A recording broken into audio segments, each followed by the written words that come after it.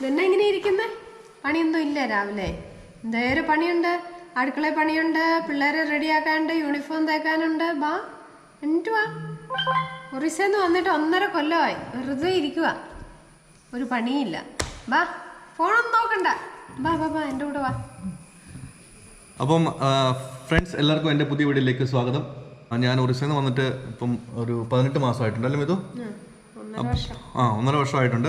അപ്പം ഞാൻ കൊറോണ കഴിഞ്ഞ പിന്നെ നമുക്ക് അവിടെ വർക്കുകളൊക്കെ എല്ലാം സ്ലോ ആയി പോയതുകൊണ്ട് നമ്മൾ പിന്നെ അവിടുന്ന് പതുക്കെ വൈൻഡപ്പ് ചെയ്ത് ഇങ്ങോട്ട് പോരുക, നാട്ടിലേക്ക് പോരുമായിരുന്നു. നാട്ടിൽ വന്നിട്ട് ഒരു പുതിയൊരു പ്രസ്ഥാനം തുടങ്ങാൻ വേണ്ടി, പുതിയൊരു ബിസിനസ് തുടങ്ങാൻ വേണ്ടിയാണ് എൻ്റെ മനസ്സിൽ കിടക്കുന്ന ആഗ്രഹം. ഇതിങ്ങനെ ഉണ്ടാകാനുള്ള കാരണം, ഞാൻ ഒറീസയിൽ നിന്ന് ഞാനിങ്ങനെ യൂട്യൂബൊക്കെ തുടങ്ങി കഴിഞ്ഞപ്പം എനിക്കൊരു ആഗ്രഹം ഉണ്ടായിരുന്നു, ഒരു ഓൾ ഇന്ത്യ ട്രിപ്പ് പോകാൻ വേണ്ടിയും. പിന്നെ ഓൾ ഇന്ത്യക്കായാലും എനിക്ക് താല്പര്യം ഉണ്ടായിരുന്നു. ഓൾ ഇന്ത്യ പിന്നെ എല്ലാവരും പോകണമല്ലോ. അപ്പം ഇച്ചിരൂടെ നല്ല രീതിയിൽ ഒരു ഓൾ ഡിസ്ട്രിക്റ്റ്, എല്ലാ ഡിസ്ട്രിക്റ്റും കൂടെ കവർ ചെയ്തെടുക്കാൻ വേണ്ടി എനിക്കൊരു ആഗ്രഹം ഉണ്ടായിരുന്നു. അപ്പോൾ അതിനുവേണ്ടി ഞാൻ വീട്ടിൽ സംസാരിച്ച് കഴിഞ്ഞപ്പം വീട്ടിൽ മമ്മി പറഞ്ഞു പൈസ എടുത്ത്, ഫേമിൻ്റെ പൈസ അല്ലെങ്കിൽ വീട്ടിലെ പൈസ എടുത്ത് നിനക്ക് യാത്ര ചെയ്യാൻ പറ്റില്ല, നീ നിൻ്റെ സ്വന്തമായിട്ട് സോഴ്സ് കണ്ടുപിടിക്കാൻ പറഞ്ഞു. സ്വന്തം പൈസ കൊണ്ട് നീ പൊക്കോ. അല്ലേ മമ്മി? മമ്മിയുടെ ഉണ്ട്. അങ്ങനെ തന്നെ പറഞ്ഞത്.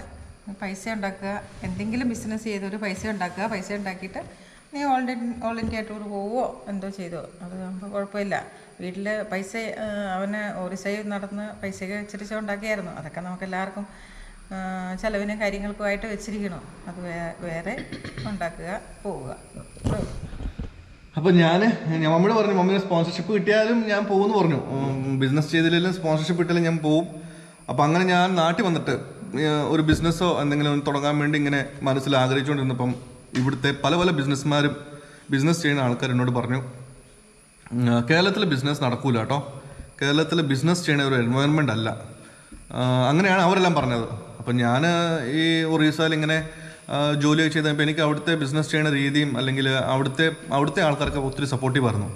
അപ്പോൾ ഞാനത് പ്ലാൻ ചെയ്ത് ഇവിടെ വന്ന് ഒരു പുതിയൊരു ബിസിനസ് തുടങ്ങാമെന്നുള്ള രീതിയിൽ ഞാൻ വന്നപ്പം ഇങ്ങനെയാണ് ആൾക്കാർ പറഞ്ഞത്. അപ്പം ഇതിനകത്ത് ഈ ബിസിനസ് ചെയ്ത ആൾക്കാർക്ക് വിജയങ്ങളുണ്ട്, ലോസസും ഉണ്ടായിട്ടുണ്ട്, പ്രോഫിറ്റ്സും ഉണ്ടായിട്ടുണ്ട്.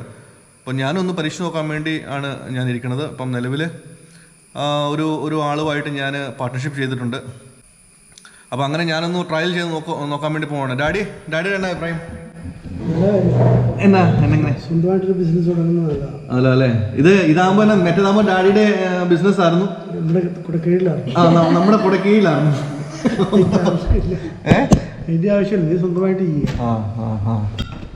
അപ്പം എനിക്കും നേരത്തെ മുതലേ ഒരു ആഗ്രഹം ഉണ്ടായിരുന്നു, സ്വന്തമായിട്ട് നമ്മളുടെ ഇഷ്ടത്തിലുള്ള സ്വന്തമായിട്ട് നമ്മൾ ബിസിനസ് ചെയ്യാൻ വേണ്ടി ആഗ്രഹം ഉണ്ടായിരുന്നു. ഡാഡിയുടെ ബിസിനസ് അടിപൊളിയായിരുന്നു കേട്ടോ.